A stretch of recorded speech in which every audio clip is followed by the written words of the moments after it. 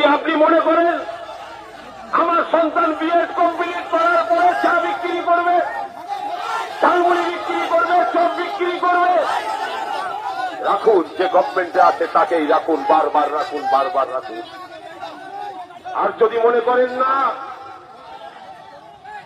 আমার সন্তানকে শিক্ষিত করার পরে তার হাতে কাজ দরকার, তার চাকরি দরকার, তার নকরি দরকার, তার ব্যবসা দরকার, তাহলে এই গভর্নমেন্টকে যত তাড়াতাড়ি সম্ভব গণতান্ত্রিক পদ্ধতিতে ইভিএম মেশিনের মাধ্যমে একে আগে সরানোর ব্যবস্থা করুন।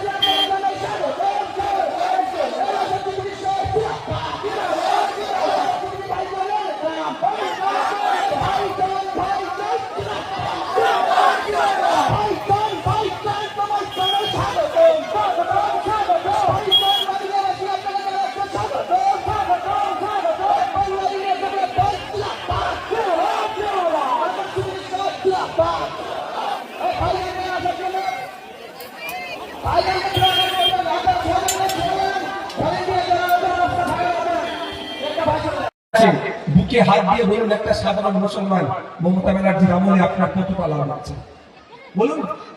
বলতে পারবে?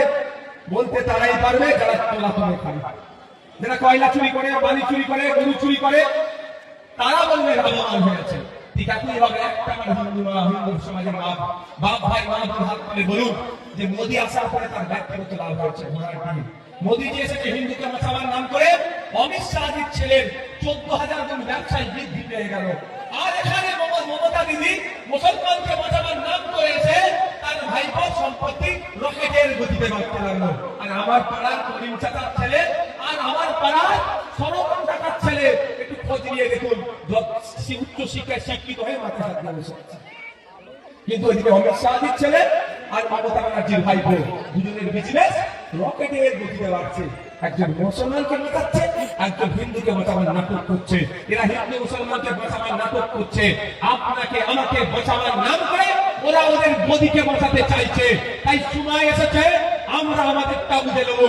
হয়ে যায়নি, জুতো তৈরির ফ্যাক্টরি হয়নি, বা ওটাকে কবরস্থানকে খেলার মাঠে বানিয়ে দেয়নি। এটা শুধুমাত্র নওশাদ সিদ্দিকীর মতো দুটো কয়েক মানুষের করা মামলার জন্য। এখনো তোমার বাপের কবরটা ঠিক আছে। কাদেরকে বলবেন এটা? তৃণমূলের নেতাদেরকে বলবেন। আমি দায়িত্ব নিয়ে বলছি, আমাদের মতো কোটি কয়েক মানুষ মামলা করেছিল বলে এখনো পর্যন্ত আপনার পূর্বপুরুষ যে কবরে শুয়ে আছে সেই কবরটাকে দেখতে পাচ্ছেন, অন্যথায় এতদিন সেটাকে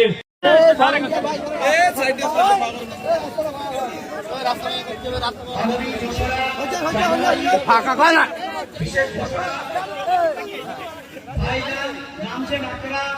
আমাদের ভলেন্টিয়ার সুন্দর হবে।